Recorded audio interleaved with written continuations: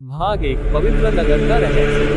कभी प्राचीन काल में गंगा के तट पर स्थित एक नगर में कौशल्या नाम की एक विधवा रहा करती थी। वह युवा थी, सुंदर थी, लेकिन विधवा होने के कारण समाज ने उसे तिरस्कृत कर दिया था। उसकी दुनिया सीमित थी। वह मंदिरों में पूजा करती, गंगा किनारे दीप जलाती और अपने अकेलेपन में डूबी रहती।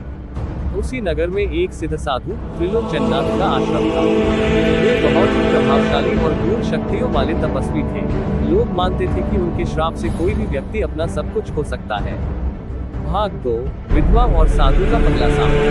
एक दिन कौशल्या गंगा तट पर दीपदान कर रही थी कि अचानक उसका पैर फिसल गया और वह सीधे साधु त्रिलोचननाथ के आसन के पास गिर पड़ी। साधु ने क्रोधित होकर अपनी आंखें खोली और बोली, अरे स्त्री, तूने मेरे ध्यान को भंग कर दिया।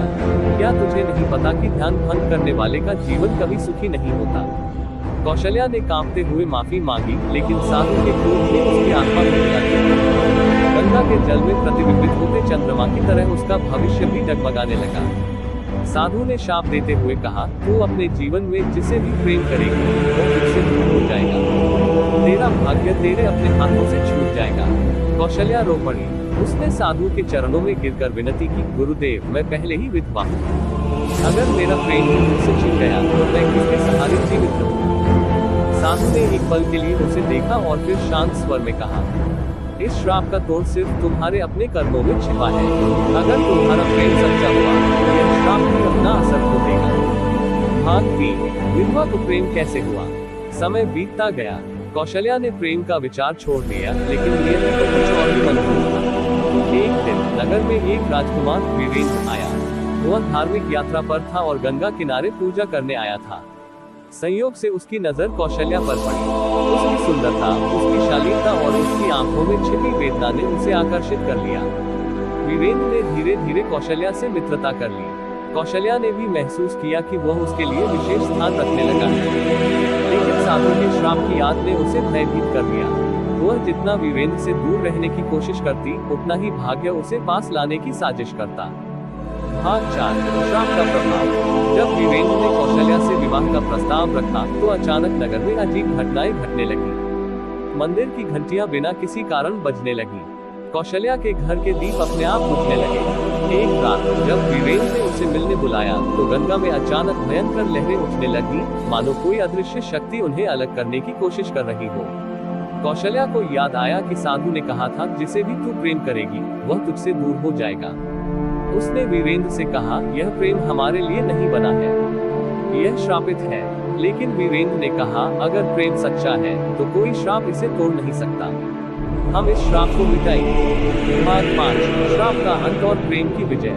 वीरेंद्र ने साधु त्रिलोचननाथ को खोजने का निश्चय किया। वह सीधे उनके आश्रम पहुंचा और कहा, गुरुदेव, आपने जिस स्त्री को श्राप दिया वह कोई आम स्त्री नहीं, बल्कि देवी के समान पवित्र आत्मा है। आप कहते हैं कि जिसने ध्यान भंग किया उसका जीवन नष्ट हो जाएगा, लेकिन अगर वह व्यक्ति पश्चाताप कर चुका हो तो क्या श्राप स्थायी रह सकता है। साधु ने वीरेंद्र की निडरता देखी। वे कुछ पल मौन रहे, फिर बोले, सच्चा प्रेम किसी भी श्राप से बड़ा होता है। अगर तुमने यह प्रेम पवित्रता और सच्चाई से किया है तो यह श्राप अब निष्फल हो जाएगा।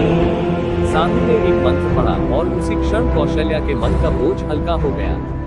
गंगा का जल शांत हो गया, मंदिर की घंटियां रुक गई और आश्रम में एक दिव्य प्रकाश फैल गया। वीरेंद्र और कौशल्या का प्रेम अब किसी श्राप का बंधक नहीं था। भाग 6, प्रेम की जीत। कुछ समय बाद वीरेंद्र और कौशल्या का विवाह हुआ। नगर के लोग जो कभी विवाह को शक्ति मानते थे, अब उसे एक देवी के रूप में देखने लगे। साधु त्रिलोचननाथ ने उन्हें आशीर्वाद दिया और कहा, याद रखो, कर्म और प्रेम से बड़ा कोई श्राप नहीं होता। जिसने प्रेम में विश्वास किया वही इस संसार में सच्चा विजयी है। कौशल्या का जीवन बदल गया।